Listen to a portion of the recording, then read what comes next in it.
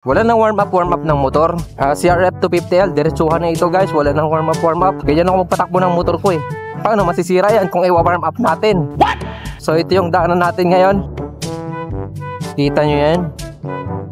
Yan yung dinadaanan natin. Talagang napakaganda. Walang rough road. Seriously? What the Sementado na solido ito guys. Ang hirap. Grabe katagtag. Walang semento, walang ano dito, walang tagtag.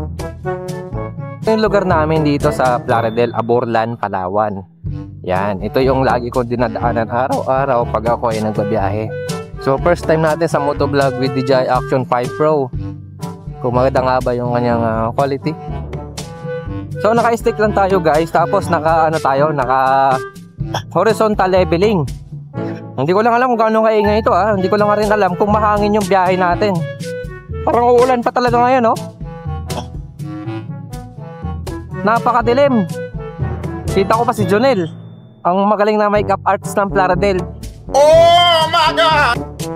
So ito na ang ating DJI Action 5 Pro in action. Gamit yung ating Honda CRF 250L. Medyo nagmamadali tayo ng konti kasi baka maabutan tayo ng malakas na ulan. Medyo dumidilim na yung kalangitan guys.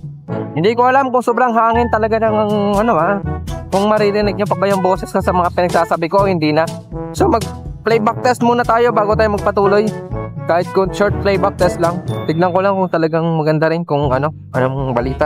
End of flashback. Change tayo from horizontal lock to ultra wide ni Action 5 Pro. Ito yung kanyang ultra wide. Medyo mahina lang yung boses ko kasi malakas talagang hangin. So disable ko na rin yung naglagay ako ng noise reduction sa ating mic na ginagamit. Naka ultra wide na tayo nito guys. Nahabol pa ako ng aso. Alam mo naman makahabol. Bye, have a great time.